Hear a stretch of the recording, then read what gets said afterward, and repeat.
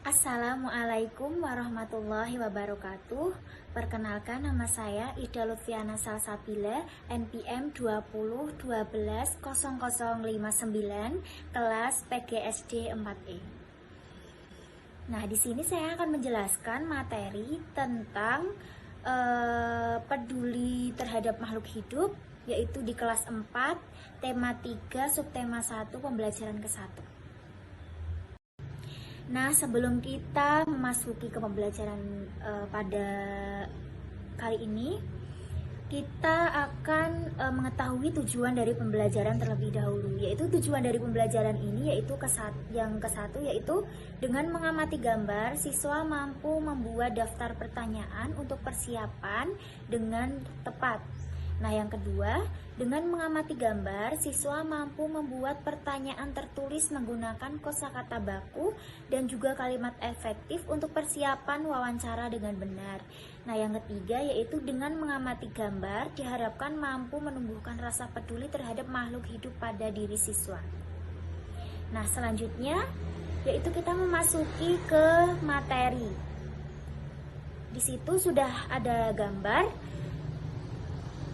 Ada gambar makhluk hidup dan makhluk tak hidup. Nah, menurut kalian apa itu makhluk hidup? Nah, untuk mengetahui yaitu perhatikan gambar di samping. Menurut kalian apakah definisi dari makhluk hidup itu? Selanjutnya yaitu makhluk hidup merupakan ciptaan Tuhan yang Maha Esa yang memiliki ciri-ciri makhluk hidup adalah manusia, hewan, dan juga tumbuhan. Makhluk hidup mencakup berbagai jenis organisme mulai dari tumbuhan, hewan, jamur, dan gangguan yang bisa mudah dilihat di alam. Nah, bagaimana sih cara peduli terhadap makhluk hidup? Kepedulian terhadap makhluk hidup bisa diwujudkan dari bermacam-macam cara, antara lain dengan tidak menebang pohon sembarangan, ya kan? Tidak melakukan perburuan liar, tidak merusak terumbu karang, tidak membuang sampah sembarangan, dan juga lain sebagainya. Nah, selanjutnya ada di situ ada gambar Ada gambar padi ya. Nah, padi itu adalah tanaman yang bijinya dikonsumsi sebagian besar rakyat Indonesia setiap hari atau sebagai makanan pokok rakyat Indonesia. Padi juga tumbuh di sawah dataran rendah dan termasuk sumber daya alam hayati, juga termasuk tanaman biji-bijian yang kaya akan karbohidrat. Nah, Indonesia juga memiliki beragam tumbuhan yang dapat dimanfaatkan sebagai makanan pokok, seperti beras atau padi itu ya. Terus ada singkong, sagu, dan juga lain-lain. Beragam tumbuhan tersebut merupakan sumber daya alam hayati yang dimanfaatkan untuk memenuhi kebutuhan manusia. Nah, selanjutnya ada teks tentang padi. Saya bacakan. Teksnya yaitu berisi padi adalah tanaman yang sangat penting di Indonesia. Padi menghasilkan beras, banyak penduduk Indonesia yang mengkonsumsinya. Padi dapat tumbuh di daerah panas dengan curah hujan tinggi. Daerah utama penghasil padi adalah Jawa Barat, Jawa Timur, Jawa Tengah, Sulawesi Selatan, dan juga Sumatera Utara.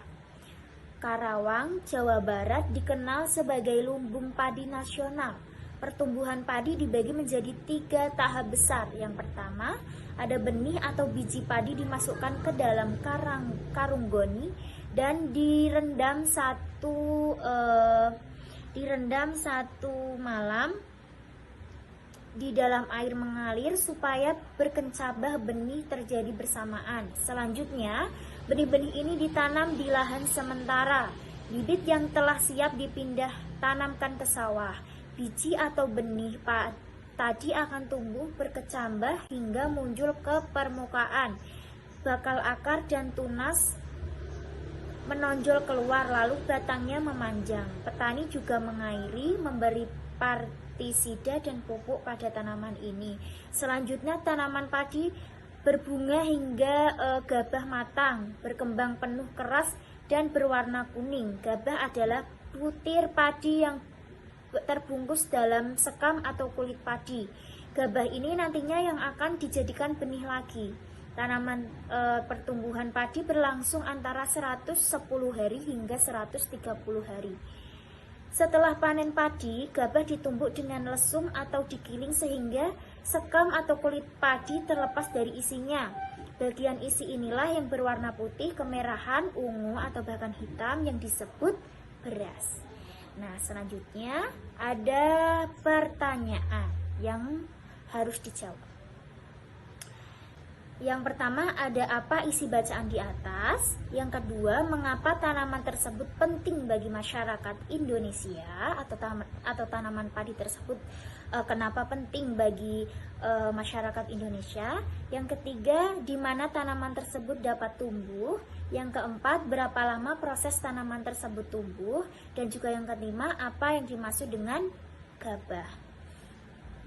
Nah, selanjutnya Ibu akan memberikan tugas untuk kalian, yaitu coba tuliskan tumbuhan yang sering dikonsumsi setiap hari di rumah kalian, dan buatlah pertanyaan terkait dengan tanaman pilihan